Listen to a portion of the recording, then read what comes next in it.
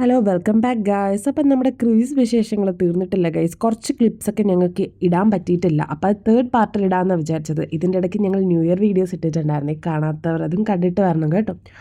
അപ്പം ഞങ്ങളുടെ തേർഡ് പാർട്ടിൽ പറയുന്ന കാര്യം എന്ന് വെച്ചാൽ ഞങ്ങൾ ഓരോ ചെറിയ എലമെൻറ്റ്സും എൻജോയ് ചെയ്യുന്നുണ്ടായിരുന്നു. കാരണം മിസ്സായി പോയേണ്ട ട്രിപ്പായിരുന്നു. അപ്പോൾ അത് അങ്ങനെ കിട്ടിയപ്പോൾ അതിന് നല്ല വിലയുണ്ടായിരുന്നു. അപ്പോഴാണ് നമുക്ക് സ്കൈയിൽ കുറച്ച് ഇങ്ങനെ ഡ്രോൺ ഷോസൊക്കെ വരുന്നത്. ഇത് ആദ്യമൊന്നും മനസ്സിലായില്ല എന്തിനെ പറ്റിയാണെന്നത്. ഏതോ ഒരു പ്രോഗ്രാമായിട്ട് ബന്ധപ്പെട്ട് നടത്തിയ ഡ്രോൺ ഷോ ആണ്. ശരിക്കും ഞങ്ങൾക്ക് ഇതൊരു ബോണസ് ആണെന്ന് പറയാം. ഞങ്ങളുടെ ഫസ്റ്റ് ആനിവേഴ്സറി ആഘോഷിക്കാൻ കയറിയപ്പോഴത്തേക്കും ഇത് കിട്ടിയല്ലോ. ഇത് എപ്പോഴും ഇവിടെ ഉണ്ടാവുമെന്ന് പോലും ഞങ്ങൾക്ക് അറിയില്ല. അപ്പോൾ ഇത് കുറേ എൻജോയ് ചെയ്തു. അങ്ങനെ കുറേ എൻജോയ് ചെയ്തതിൻ്റെ ഇടയ്ക്ക് ഞങ്ങൾക്ക് വെഡ്ഡിങ് ആനിവേഴ്സറി സ്പെഷ്യലായിട്ട് ഒരു വീഡിയോ ഉണ്ടായിരുന്നു കേട്ടോ. ഞങ്ങൾ അത് കട്ട് ചെയ്ത് അന്ന് ഇൻസ്റ്റാഗ്രാമിലൊക്കെ സ്റ്റോറി ആക്കി ഇടുന്നുണ്ടായിരുന്നു.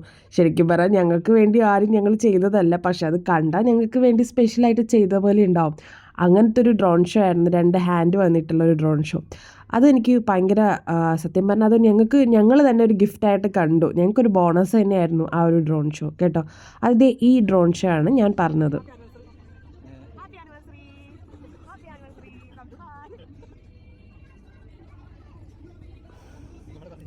ശരിക്കും ഞാൻ ആലോചിക്കായിരുന്നു ഇന്ന് ഈ ദിവസം ഇത് മിസ്സായി പോയിരുന്നെങ്കിൽ വേറെ എന്ത് ചെയ്യുമായിരുന്നു എന്ന്. നമ്മൾ എപ്പോഴായാലും നമ്മുടെ ഫസ്റ്റ് ആനിവേഴ്സറി ആഘോഷിച്ച രീതി നമ്മുടെ മൈൻഡിൽ എപ്പോഴും കാണും. അത് മിസ്സായി പോയല്ലോ എന്നുള്ള വിഷമത്തിൽ ഇരുന്ന് പോയേനെ.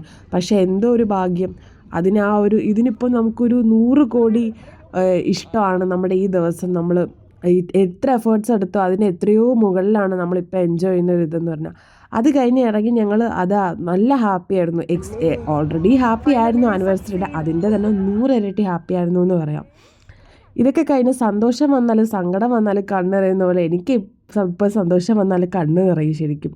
പിന്നെ ഈ സ്ഥലമൊക്കെ ഞാൻ നേരത്തെ വന്ന് ഓടിക്കയറിയപ്പോൾ എൻജോയ് ചെയ്യാൻ പറ്റിയില്ല. അപ്പോൾ പിന്നെ ഫോട്ടോസൊക്കെ എടുത്ത് എൻജോയ് ചെയ്തു. ശരിക്കും പറഞ്ഞാൽ എനിക്ക് ഭയങ്കര സന്തോഷമായിട്ടോ. അത് കഴിഞ്ഞ് നൈറ്റ് ലൈഫൊക്കെ പണ്ടേ മുതൽ എനിക്ക് ഭയങ്കര ഇഷ്ടമാണ്. നൈറ്റ് ലൈഫ് എൻജോയ് ചെയ്യണം, നൈറ്റ് ഡ്രൈവിന് പോകണമൊക്കെ. എൻ്റെ ഡ്രീം സിറ്റിയിൽ ഞാനിങ്ങനെ നൈറ്റ് ഡ്രൈവിനൊക്കെ പോകുമെന്ന് ഒരിക്കലും എക്സ്പെക്റ്റ് ചെയ്തതല്ല.